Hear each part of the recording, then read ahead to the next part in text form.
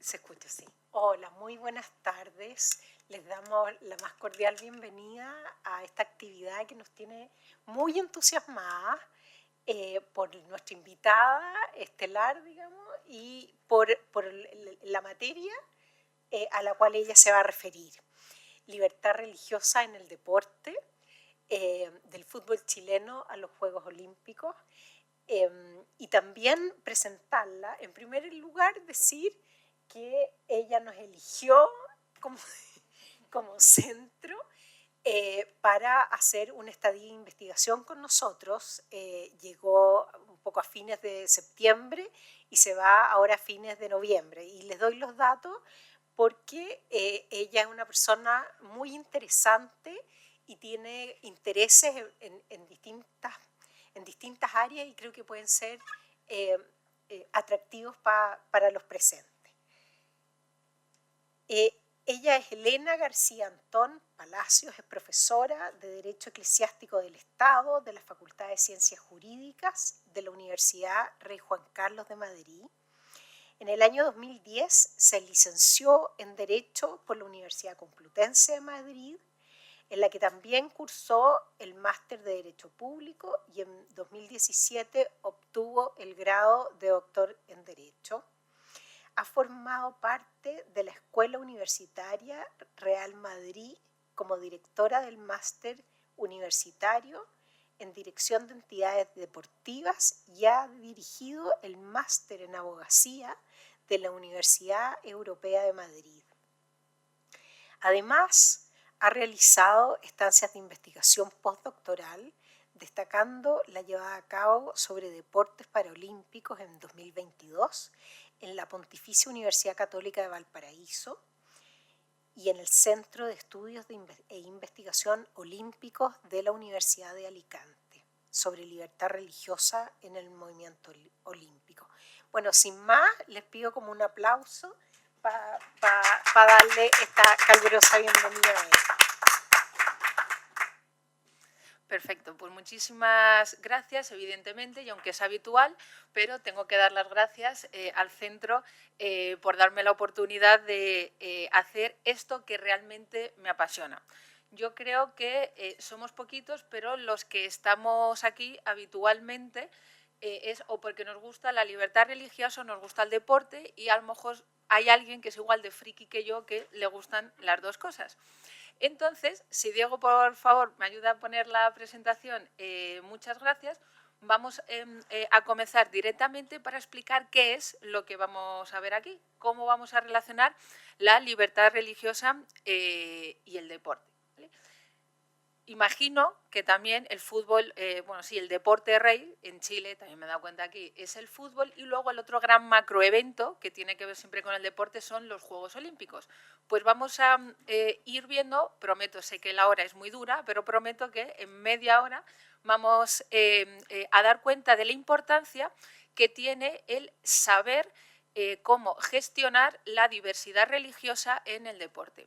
Porque tal y como vamos a ver, no tengo o no lo sé, qué idea podemos tener de qué alcance tienen las creencias religiosas del deporte, pero creo que por eso vamos a intentarlo hacer también muy dinámico, vamos a ir viendo la cantidad de ejemplos, de situaciones que se van dando y vamos a ver de qué manera se van resolviendo. ¿Vale?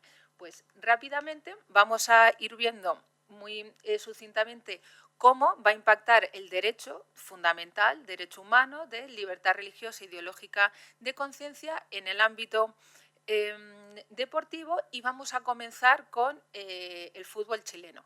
Luego, para ir viendo, para hacerlo más dinámico, luego vamos a ver junto al derecho de libertad religiosa qué otros principios, y principio de igualdad, principio de neutralidad, tenemos que ver, y se nos acaba ha vuelto a la pantalla, perdón, y vamos a ir viendo dentro del fútbol cómo las normas de FIFA, es decir, las normas del reglamento de juego de la Federación Internacional de Fútbol, cómo intenta o cómo va abordándolas, y luego lo mismo en los Juegos Olímpicos. Es decir, dentro del movimiento olímpico veremos esa constitución que es la Carta Olímpica, y cómo también a lo largo de la historia, pues muy importante para poder entender el derecho y la libertad religiosa, el contexto histórico en el que cada situación se ha ido dando para ver la resolución que finalmente en determinadas situaciones ha ido adoptando el Comité Olímpico Internacional. Así que, sin más dilación, no es una clase de derecho canónico ni de derecho eclesiástico del Estado, entonces simplemente saber que estamos hablando de un derecho fundamental, de un derecho humano que está reconocido en todas las cartas de derechos humanos. Y, por tanto, la FIFA, Federación Internacional, y el Comité Olímpico Internacional están obligados a proteger ese derecho. Y, por tanto, aquí tenemos la libertad de pensamiento, la libertad religiosa y la libertad de conciencia. Para centrarnos en la religiosa y nos demos cuenta de la importancia que tiene este derecho también dentro del ámbito deportivo, para mí es importante saber que de lo que cuida, lo que hay dentro del derecho de libertad religiosa es la fe. No son otro tipo de creencias que no tienen nada que ver con la religión, que son las que estarían entonces dentro de la libertad de pensamiento, de la libertad ideológica, sino de la libertad que una persona tiene para poder tener una relación con Dios. No con otro particular, sino nada más y nada menos con Dios. Y luego, eso sí, dentro de la libertad religiosa tenemos esa dimensión individual que cada uno la vivimos como queremos o como podemos, ¿no? Pero es algo muy personal, y luego existe también una dimensión comunitaria. Y esto es también muy importante para ver que el derecho de libertad religiosa lo tenemos todas las personas por el mero hecho de ser personas en nuestra dignidad, pero aparece también otra dimensión que es la que nos va a importar también para los clubes, una dimensión institucional. Es decir, puede haber, como se denominan, empresas de... muchas gracias. Con 3 vasos ya tengo suficientes. Esta dimensión institucional, porque ahora vamos a ir viendo también cómo los clubes también pueden ejercer este derecho de libertad ideológica y religiosa, y hasta dónde pueden hacerlo sin ser sancionados por ello.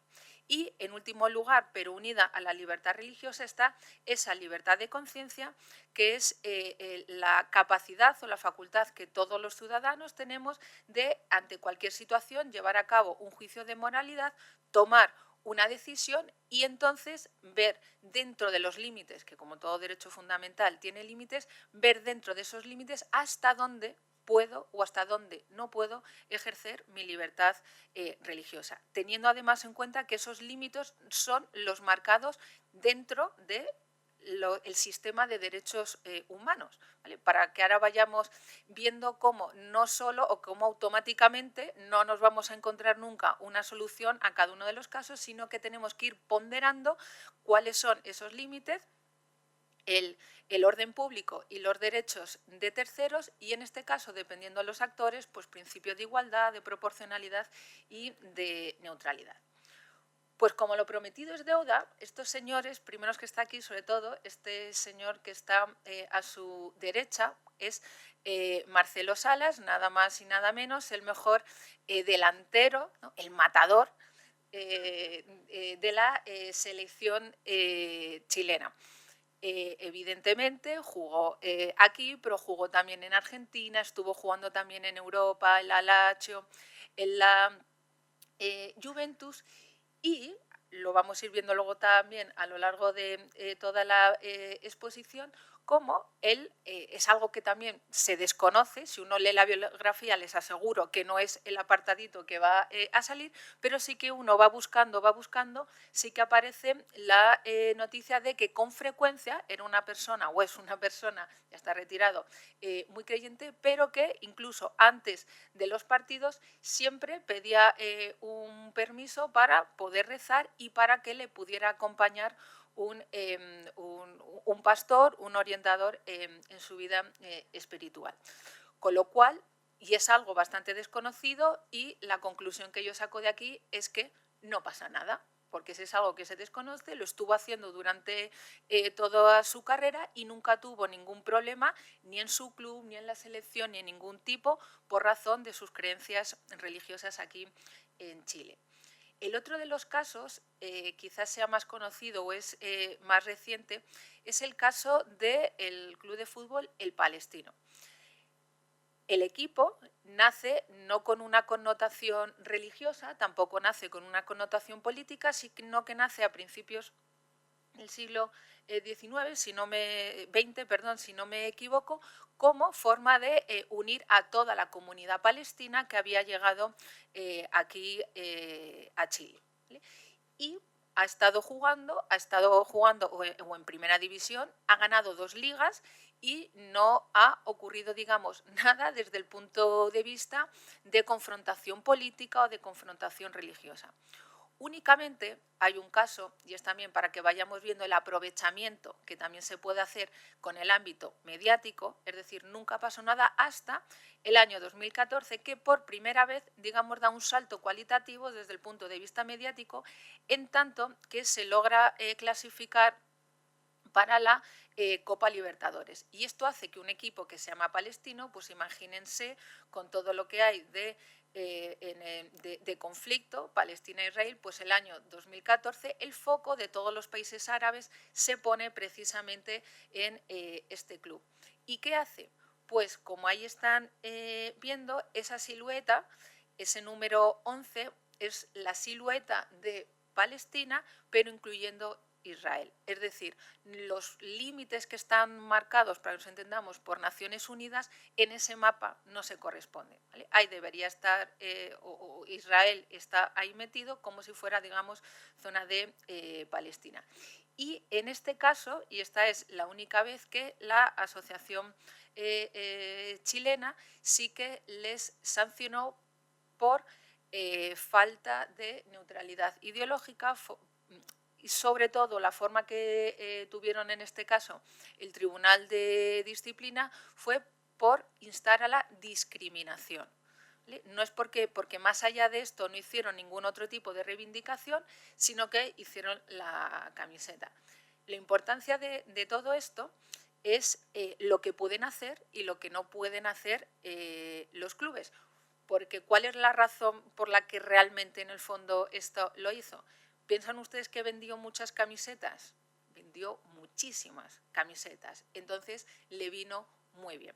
Con esto lo que quiero mostrar es cómo se puede hacer también desde el deporte, puede ser una plataforma muy buena para poder difundir o los propios valores del deporte o cualquier otro. Y por eso ahí vamos a ir viendo la dificultad de ver cuáles son los valores, qué es lo que se puede ir haciendo desde el punto de vista deportivo y aquello que no, también desde el punto de vista político y religioso. ¿Por qué? Porque el siguiente caso son también muy, ya es viniendo más aquí para nuestra casita, ¿no? El primero de los casos es el del Real Madrid, que tiene que ver también con la venta de camisetas y es también bastante conocida, si lo ven ahí abajo, como el escudo real del Real Madrid, valga la redundancia, acaba con, encima de la corona, con la cruz. Y todas las camisetas en Europa y aquí también en Sudamérica se venden así. Sin embargo, cuando las camisetas se van a vender a Arabia Saudí, lo que hace el Real Madrid es quitarle la cruz. Es decir, dentro de ese derecho de imagen, por así decirlo, el club puede decidir si puede quitar un elemento religioso o si puede quitar se lo puede quitar o lo puede dejar y no hay ningún tipo de problema. ¿Por qué? Porque la idea es ganar dinero vendiendo camisetas.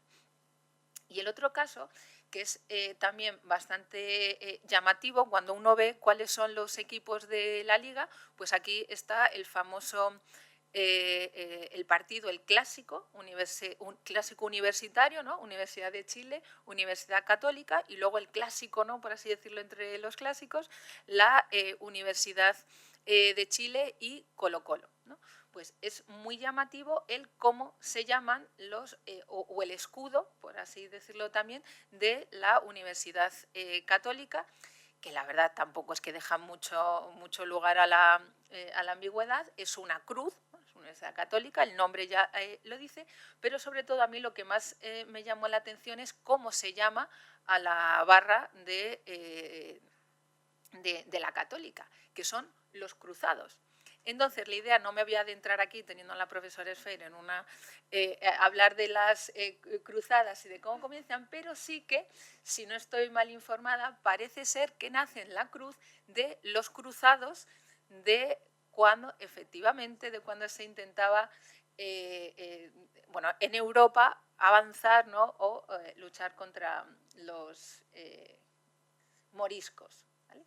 Y también no me pagan, no hago promoción, pero ahora hay una promoción, está todo sacado de la página web, que se llama además así, Orgullo Cruzado, ¿vale? Entonces, como todo, esto puede sentirse, ¿no?, como un eslogan religioso, pero realmente, si lo entendemos dentro del contexto del club, lo entendemos dentro de la historia del club, pues no tiene nada que ver, o digamos está absolutamente naturalizado el que se hable de los cruzados dentro del club, es decir, no tiene ningún tipo de connotación ni religiosa ni política, sino que ya forma parte ya no solo de la historia del club, pero como puede pasar con el palestino, con la Universidad de Chile o con la Unión Española, también por la simbología que tiene, como ya son símbolos que forman parte del ámbito futbolístico chileno. La crítica al Real Madrid sí que se le puede hacer, pero es mucha plata la que ganan. Y este es otro bastante curioso, porque dentro de estos clásicos, hace unos años se llegó a jugar el derbi Osana y Cristo Salva, porque son o eran dos equipos de fútbol que fueron fundados por un entrenador argentino que era evangélico, y en este caso sí, igual que en el palestino o en la católica, no se reza antes de los partidos ni nada, ni se regalan Biblias a los espectadores, en este caso sí se hacía, ¿vale? En este caso, el primero de los equipos que nace es Osana, y su barra, en este caso, se llamaban los de arriba, pero los de arriba era realmente porque hacía referencia al cielo. Y el eslogan, o uno de los lemas que cantaban en el estadio era: campeón, campeón, campeón, hay uno solo, se llama Jesucristo, el único campeón. Y luego, dentro de esta actividad, que sí que se puede entender más misionera, realmente lo que hacían el culto antes de saltar a la cancha, es decir, dentro de los vestuarios, y luego había también un compromiso por parte de los deportistas de no decir garabatos, de no reclamarle nada al árbitro, y a mí mi favorita es que le regalaban incluso Biblias a los adversarios. En este caso, el entrenador, pues como todo, terminó ganando, y el entrenador, bueno, tuvo algunas disputas con el club y creó otro equipo que es el Cristo Salva, y por eso se llegó, creo que ganó en Osana, ganó en tercera, al final, como dice la noticia, por un milagro o algo así, pero se llegó a jugar con este otro equipo, el Osana y Cristo Salva. Y esto me ha gustado mucho porque da cuenta cómo realmente, dentro del marco también deportivo, respetando la neutralidad, respetando la proporcionalidad y respetando sobre todo también la libertad religiosa, no solo como derecho, sino también como principio, pues realmente se puede llegar a estas situaciones en el ámbito deportivo sin que ello suponga ningún tipo de conflicto, como en su día no lo supuso. Tengamos en cuenta que estos equipos iban a otros estadios, jugaban contra otros equipos, hacían este tipo de actos y no pasó absolutamente nada. Si ahora pasamos, ¿no?, y para que veamos también un poquito el ámbito jurídico, digamos que todas las situaciones que vamos a ir viendo que se han dado a nivel internacional en el fútbol, se trata de buscar soluciones que de ninguna manera pueden ser automáticas. dependen mucho del contexto, dependen mucho además del país donde se esté jugando esa competición y van a depender también mucho de quiénes son los actores que entran en juego, ¿vale? En este caso tenemos que ver que vamos a estar hablando de los deportistas como sujetos del derecho de libertad religiosa. Luego vamos a tener a las federaciones internacionales, que ahora vamos a ver rápidamente el poder, porque es realmente poder que tienen, y luego los clubes y las ligas, ¿vale?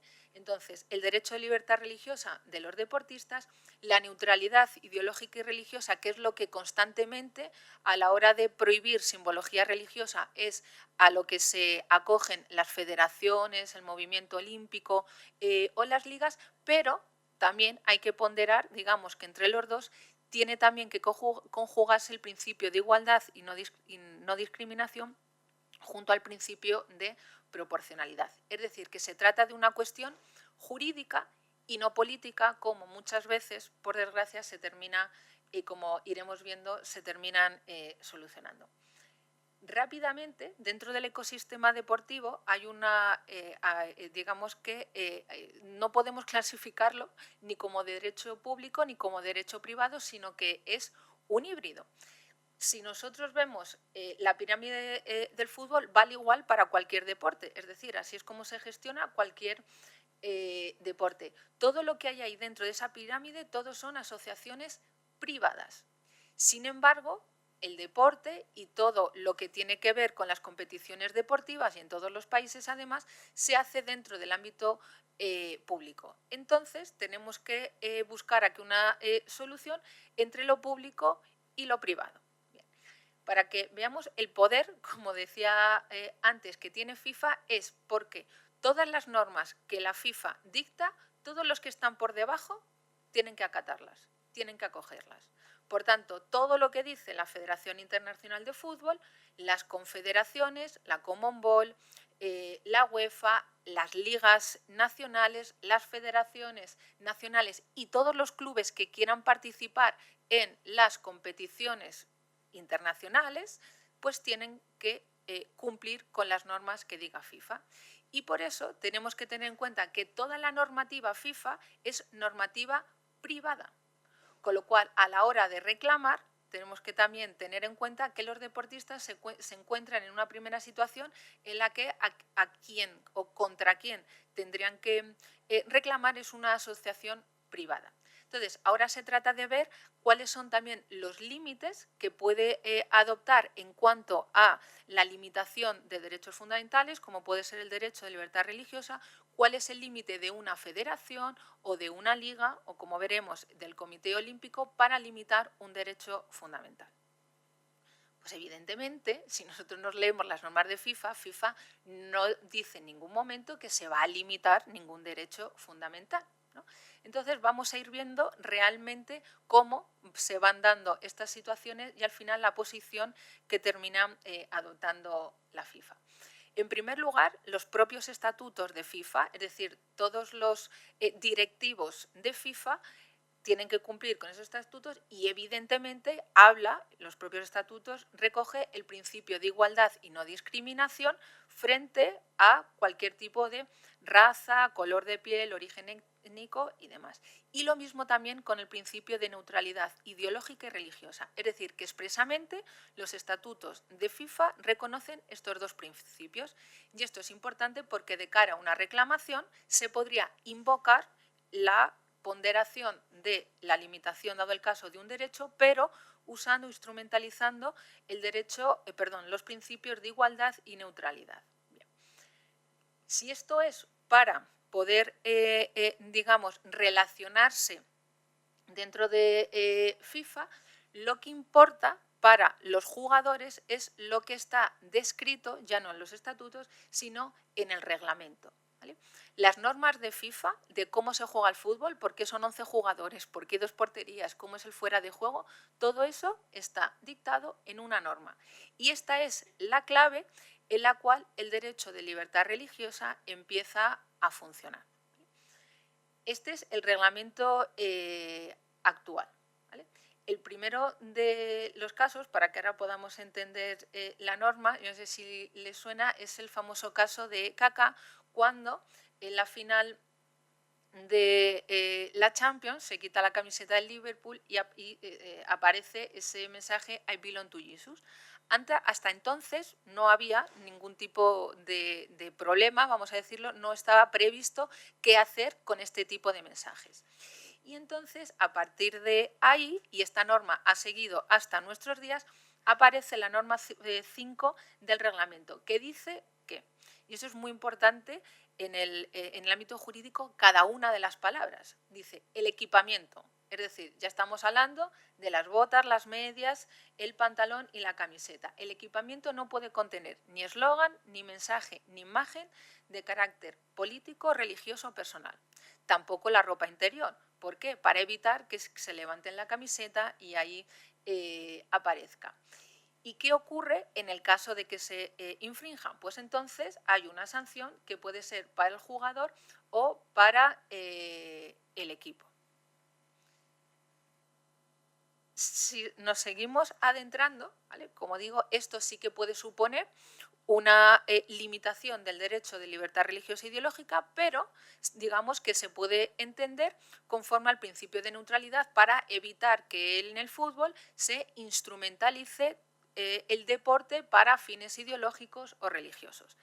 Pero como es muy importante cada palabra que se tiene que usar, jurídicamente tenemos que saber también qué consecuencias tiene el redactar una norma en un sentido y en otro. ¿Por qué? Porque seguimos adentrándonos. El artículo 33 del protocolo de los partidos del Mundial de Clubes de FIFA dice que tanto los jugadores como el resto de miembros de la delegación tienen prohibido mostrar mensajes o lemas religiosos o personales en cualquier idioma o forma. ¿Vale? ¿Dónde? Pues sigue, tendrán prohibido mostrar mensajes comerciales o eslóganes durante su participación en actividades oficiales por la FIFA, partidos, entrenamientos, ruedas de prensa y actividades en zona mixta. Aquí ya, en las zonas de prensa o en actividades, habla de mostrar.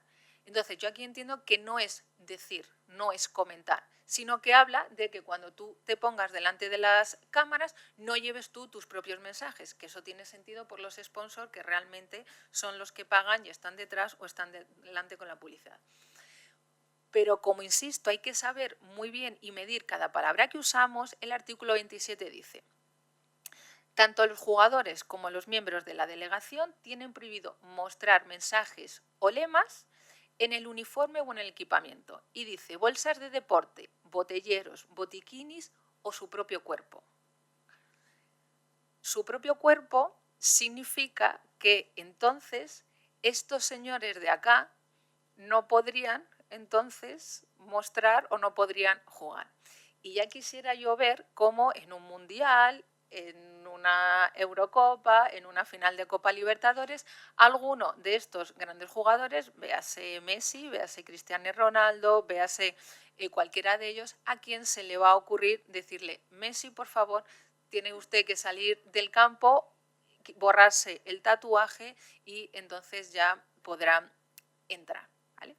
Entonces, cuando queremos limitar, que eso es la consecuencia, cuando queremos limitar o queremos regular el uso del deporte desde el punto de vista ideológico y religioso, tenemos que saber muy bien cuáles son las consecuencias de cada una de las normas que ponemos, porque si no podemos llegar a situaciones en las que se puede, como estas, en las que la norma al final no va a servir absolutamente de nada. ¿Vale? Por eso está aquí la clave entre la libertad religiosa y la neutralidad, la clave es la proporcionalidad. Una cosa es el mensaje religioso y otra cosa es el que lo pongas directamente en el cuerpo. ¿Vale? De la misma manera, para que veamos que como en el equipamiento y de dónde vienen todas estas normas, este es el portero del Sevilla, que en la botella, que todos los futbolistas tienen puesta al lado de la portería, pues tenía una imagen, una fotografía de la Virgen, para que nos entendamos, de su pueblo. en puridad, si tenemos que aplicar esa norma, este portero no podría tener esa botella en la portería, ¿no? Nunca jamás se le ha sancionado, igual que no se ha sancionado a ningún jugador por el uso de tatuajes religiosos.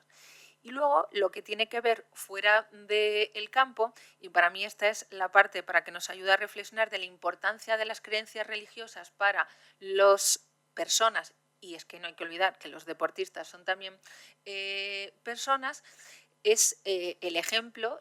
Redes sociales hoy en día está, digamos, estallado, está al borde con cada una de las noticias, sobre todo con todos los brasileños, la manera en la que un compañero lleva a otro compañero con su ejemplo a abrazar la fe.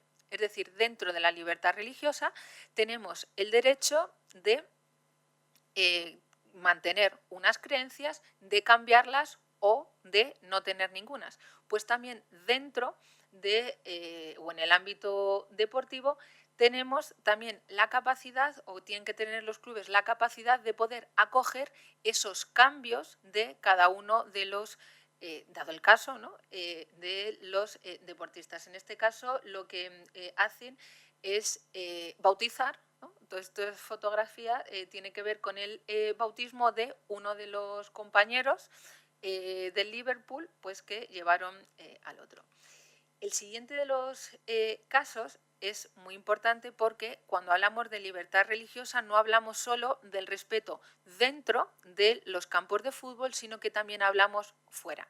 Y como hemos dicho, el deporte tiene un carácter internacional en el cual las normas de FIFA se tienen que aplicar en cualquier lugar del mundo, pero es que también las normas sobre derechos fundamentales también. ¿Qué ocurre con todas las competiciones que se llevan a cabo en países, digamos, árabes, en Emiratos Árabes? Como en este caso en Arabia Saudí. Este era, bueno, o es Juan Pablo Pino, un jugador colombiano que estaba jugando en Arabia Saudí. Si se fijan, en el brazo tiene también una cara de Jesucristo y hace bastante calor y por tanto por la calle y en un centro comercial iba en manga corta. ¿Qué ocurre en esos países, esos motivos religiosos? Pues que no son bien vistos. Entonces, cuando estaba en un centro comercial, otros ciudadanos lo denunciaron y la policía de la moral lo detuvo. Tuvo la suerte este señor de contar con el club y digamos que estas cosas ya las habría hablado antes de llegar y fue el club el que tuvo que ir, para que nos entendamos, a comisaría a sacarlo porque eso era motivo de sanción. ¿Vale? Por tanto, la libertad religiosa la tenemos que entender por todos los actores que forman parte del ecosistema deportivo, con los clubes, con las federaciones y en este caso también deberían ser las federaciones las encargadas de velar por los derechos de los jugadores y por eso determinadas competiciones pues quizás estaría mejor no llevarlas a este tipo de países que flagrantemente pues llevan a cabo este tipo de actuaciones contra la libertad de los deportistas. El otro caso, que es uno de los más habituales, es el uso del hijab en el fútbol. ¿Vale?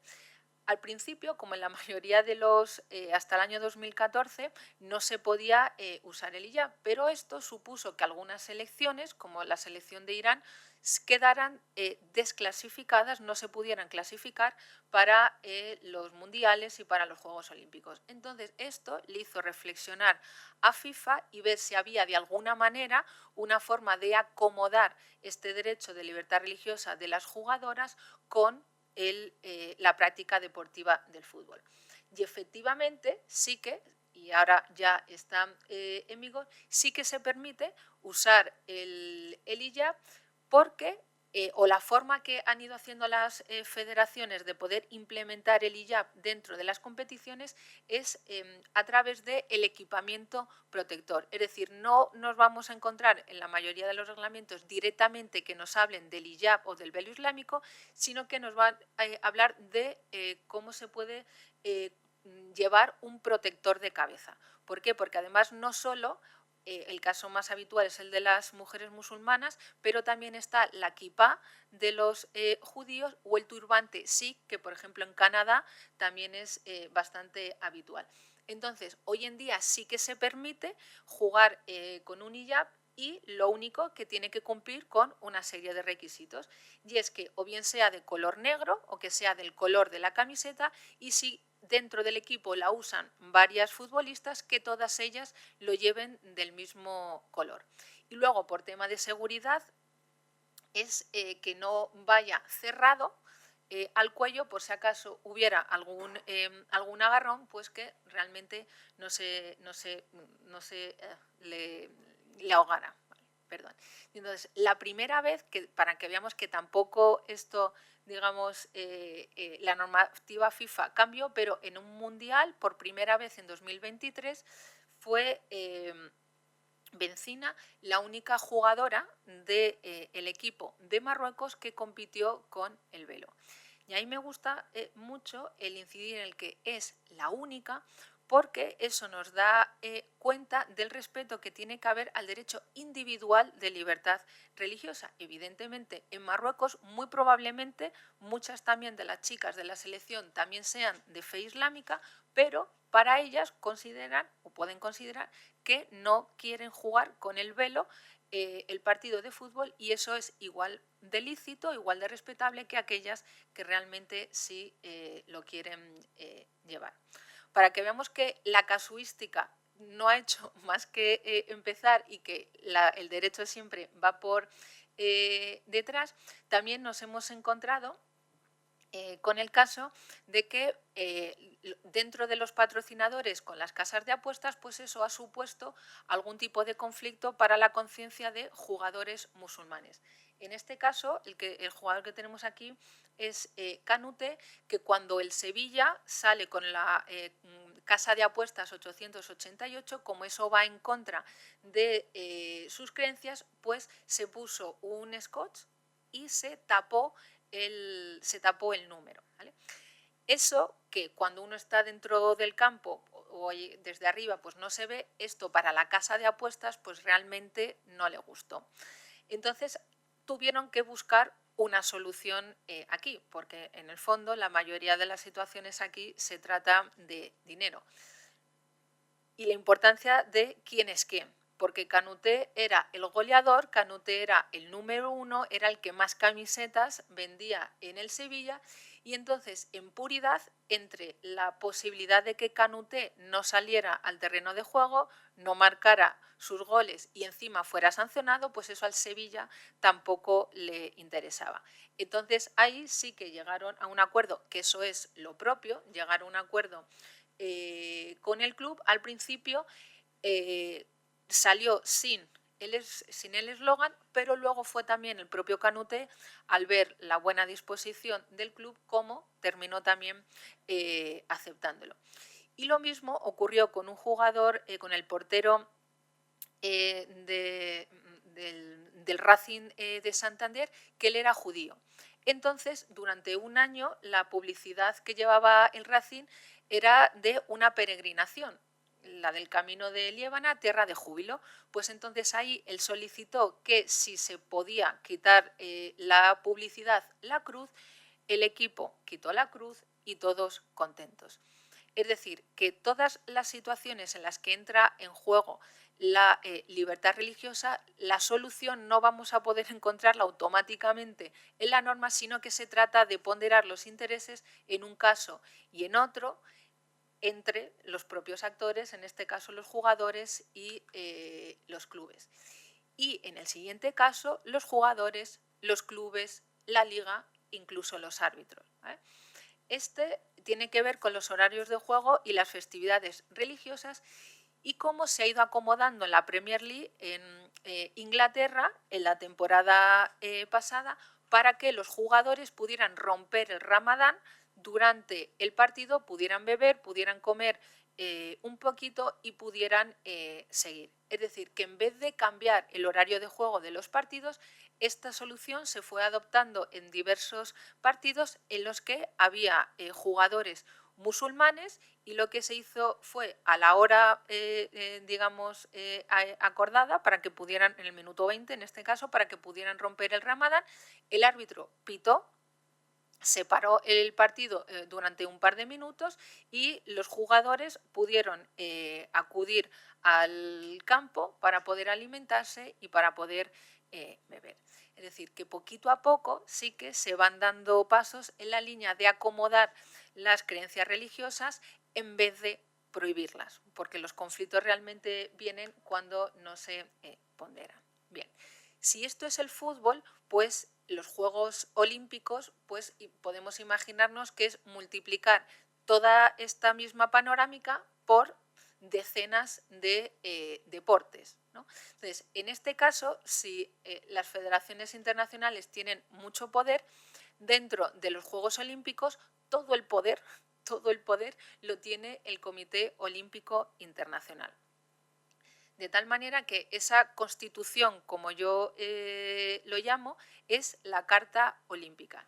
Y la importancia que radica y el poder que tiene en este caso el Comité Olímpico es porque todos los actores que intervienen en los Juegos Olímpicos, todos tienen que adaptar su propia normativa a lo que está estipulado en el Comité Olímpico Internacional, es decir, lo que está estipulado en la Carta.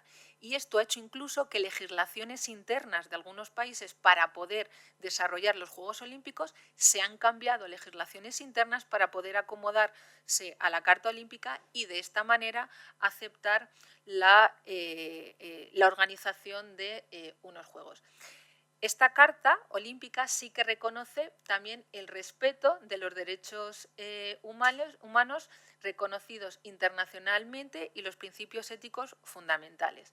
También recoge expresamente dentro de la Carta Olímpica el principio de neutralidad política, el principio de igualdad y no discriminación y además establece que ningún comité olímpico nacional puede o digamos tiene que resistirse a cualquier tipo de presión política o religiosa.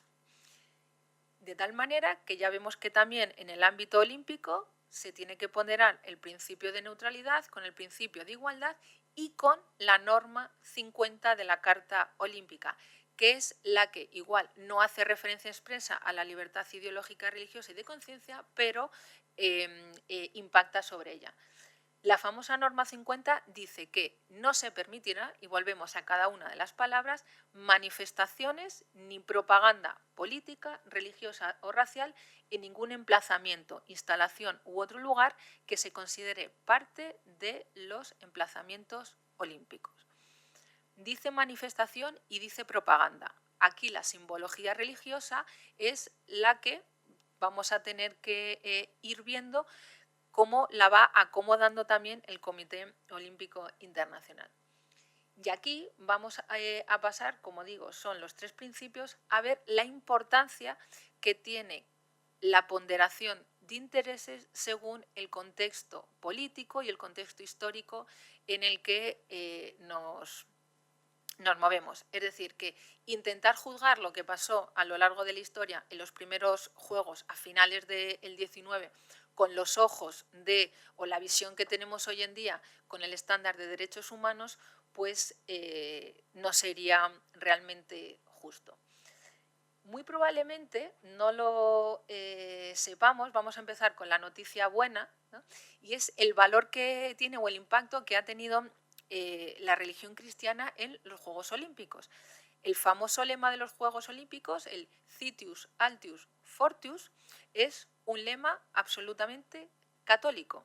¿Por qué es católico? Porque este lema es el que este señor de ahí de la foto, Henry Didon, acuñó en la bandera de su colegio. Henry Didon es un amigo del barón de Coubertin. El barón de Coubertin es el fundador de los Juegos Olímpicos modernos. Pues ellos eran muy amigos. Entonces compartían el ideal del deporte como el ideal de integrar el deporte dentro de los colegios, dentro de los programas escolares. Entonces, en una de las carreras auspiciadas por el barón de Coubertin, a Henry Didon le pidió su ayuda para que todos los colegios católicos integraran la práctica deportiva en los planes de estudio. Y en esa carrera, que como digo, organizó el barón de Coubertin, Henry Didon acudió con su colegio y el lema de su colegio en la bandera fue Citius Altius Fortius. Al barón de Coubertin le gustó tanto que ya desde la primera redacción de la Carta Olímpica se acuñó como lema olímpico y sigue a día de hoy siendo el lema olímpico, si bien se ha añadido ahora uno más que dice juntos, ¿vale? Pero claramente tiene un origen católico y además francés, porque tanto el barón como Henry Didon eran franceses. También todos los Juegos Olímpicos que se han desarrollado en Francia, en todos ellos ha habido una misa de apertura, incluyendo los Juegos Olímpicos de París 2024, a la que acudieron, pensemos en Francia y su principio de laicidad, por no decir principio de laicismo, para que veamos la importancia de esto. Entonces, acudió Thomas Bach, el presidente del Comité Olímpico Internacional, acudió la alcaldesa de París, acudió la ministra de Cultura francesa y acudió la ministra de Deportes también francesa, ¿vale? Que ahora veremos que fue la misma que no permitió a las deportistas francesas acudir con el velo a la inauguración de los Juegos. Bueno, pues si todo eso ocurrió, el Citius Altius Fortius, estamos hablando de 1896, si hablamos de neutralidad ideológica, también es, digamos, muy paradigmático detenernos en los Juegos Olímpicos de 1936 en Berlín, que en este caso las imágenes hablan por sí solas, hablando de la neutralidad que supuestamente debe haber en unos juegos. Pues en la ceremonia de inauguración, ahí están viendo cómo con el brazo en alto pues se recibió a la delegación o a todas las delegaciones, ¿vale? Dentro de la historia de los Juegos Olímpicos siempre se ha preguntado también cómo se permitió esto, ¿no? Cómo se permitió, sabiendo lo que había, que los Juegos se celebrasen en el 36. Se asignó la sede antes de que Hitler llegara al poder. Entonces, el Comité Olímpico Internacional sí que estuvo haciendo visitas anteriormente y lo que fue haciendo el régimen nazi, con Goebbels a la cabeza, que él entendió muy bien que esto podía ser un instrumento de propaganda buenísimo, pues en el tiempo que duraban las visitas del Comité Olímpico Internacional, pues iba haciendo una lavada de imagen. Entonces, muchas de las cosas que habitualmente se podían ver en las calles, pues las eliminó. Algunos lemas, la de no se permiten ni perros ni judíos, que es una locura, pero eso, cuentan los libros en las que esas las iban quitando. Por este tiempo ya tampoco se permitía que los deportistas judíos pudieran acudir a los clubes, pues también ese tipo de carteles los habían quitado, pero evidentemente de fondo el régimen sabía o seguía lo que tenía que hacer. Paradigmáticamente, uno de los, antes de cantar, porque es uno de los casos más míticos, hablando de los judíos, es el caso de Helen Mayer. Dentro de este lavado de imagen que tenía que hacer el régimen nazi para que no le boicotearan, porque también se instó por algunos países, entre ellos Estados Unidos, al boicot de los Juegos, pues permitir que al menos hubiera algún deportista que fuera judío. Pues digamos que esa cuota se limitó a una deportista, además mujer, que fue Helen Mayer. Helen Mayer era esgrimista y era solo, digamos, medio judía, ¿vale? Entonces, por sus rasgos, también era blanca de cara, era también rubia y además ella sí que pudo seguir preparándose para los Juegos porque ella estaba en Estados Unidos con una beca y entonces ella, con la limitación que había del resto de deportistas judíos, ellos no se pudieron preparar, que eso fue lo que luego dijo el régimen el régimen nazi para no llevar a más deportistas, pues ella sí que se pudo estar preparando para los Juegos en Estados Unidos y luego vino. Como decía, lo de juzgar la historia con los ojos del hoy, Si vemos la imagen de ahí abajo, Helen Mayer es la deportista de blanco que está con el brazo en alto. Entonces hay parte de la historia que dice que cómo pudo llegar a hacer eso siendo judía, sabiendo cuál es la situación, y con lo cual hay algunos que la consideran una traidora y sin embargo hay otros que la consideran una víctima, en tanto que entienden que realmente lo hizo por salvar también a su familia, que su familia seguía viviendo ahí, y también por ella misma, porque en el fondo lo que ella también quería era volver a Alemania, que no volvió. Después de los Juegos también se tuvo que regresar. Rápidamente, porque también es el caso de Jesse Owens, pues siempre a todos los frikis, fans del deporte, tenemos que hablar de Jesse Owens, digamos que fue la piedra en el zapato del régimen nazi, porque ganó a todos los alemanes en las pruebas estrella de los Juegos Olímpicos, que son las pruebas de velocidad. Cuenta la historia que Hitler se negó a saludarle.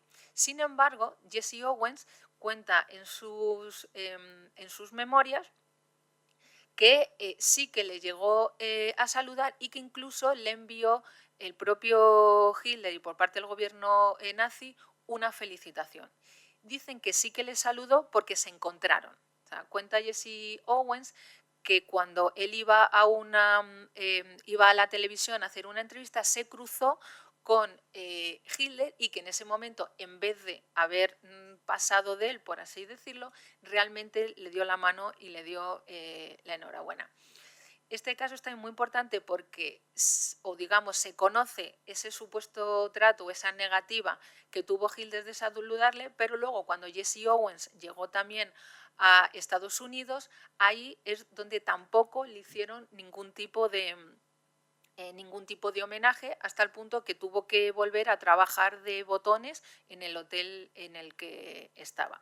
Y también respecto a la igualdad y discriminación religiosa, es también menos conocida que Jesse Owens llegó al 4% porque el entrenador de los relevos, dentro de los 4 deportistas o atletas que iban a competir, 2 de ellos eran judíos, y cuentan que para poder tener contento a Hitler sacó a esos 2 deportistas judíos, y dentro de esos 4 entró Jesse Owens, que esa es también menos conocida.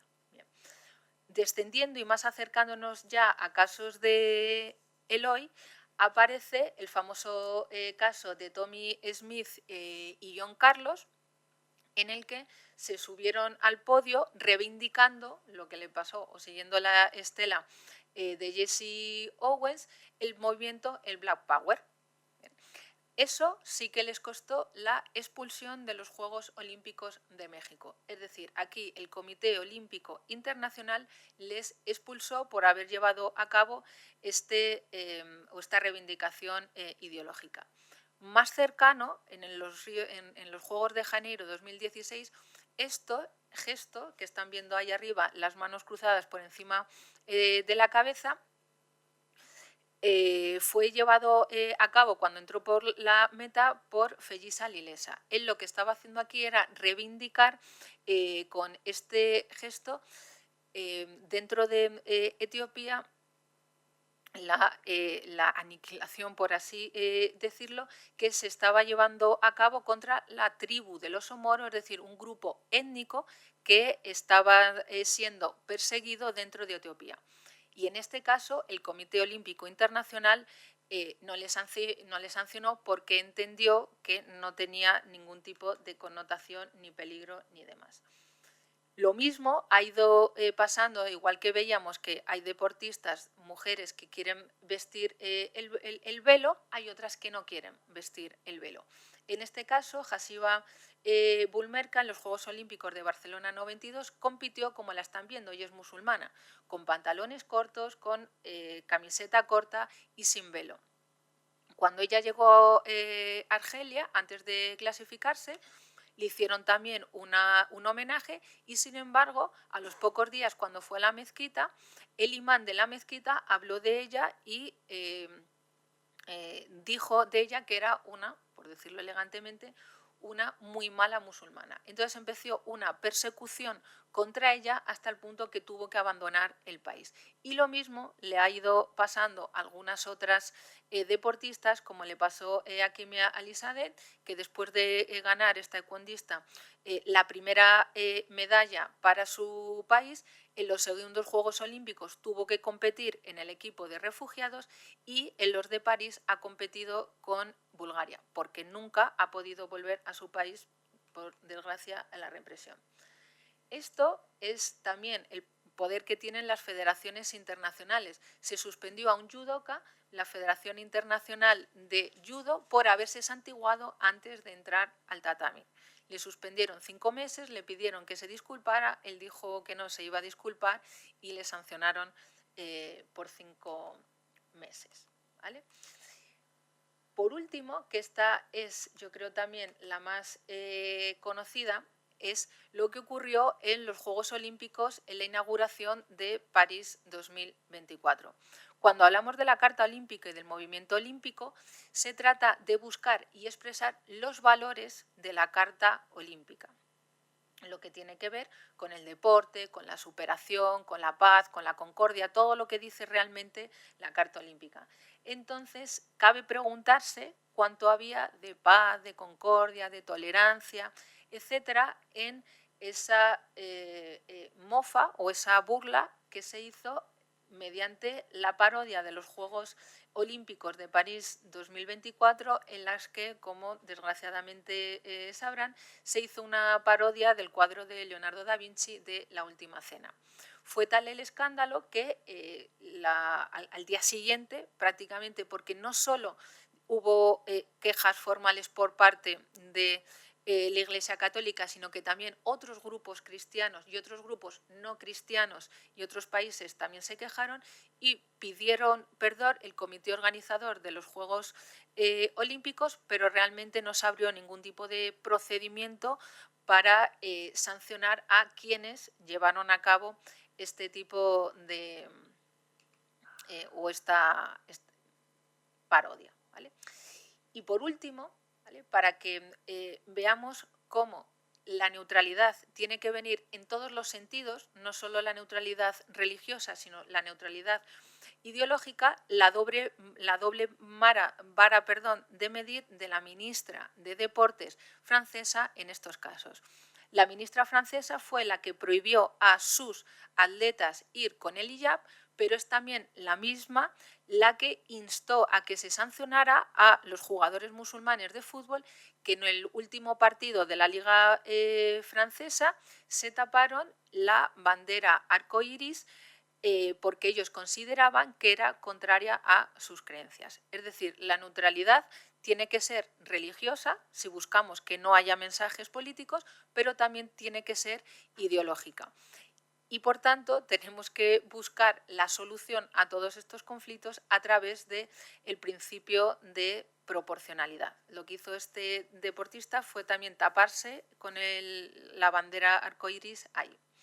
Por tanto, y como consideraciones finales, entender este tipo de situaciones no como caprichos de los deportistas que quieren salir al campo y ser fieles a sus creencias religiosas, sino intentar solucionar cuando lleve o cuando se dé un conflicto, solucionarlo desde un punto de vista jurídico, entendiendo cómo funciona el sistema de derechos fundamentales, por un lado libertad religiosa y de conciencia, junto al principio de igualdad, de neutralidad y el principio de proporcionalidad.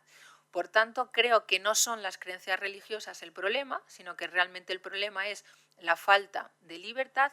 Y, por último, y creo que ahí es el principio y es el fin, ningún deportista, si ninguno de nosotros podemos negar quiénes somos, un deportista cuando sale al campo de juego o al terreno de juego, entendiendo que es como cuando nosotros vamos a trabajar, no podemos dejar de ser o no podemos dejar de tener la fe que tenemos cuando salimos al terreno de juego o cuando venimos a trabajar, con lo cual entendamos que también en el deporte la libertad tiene que ser bien recibida. Muchas gracias.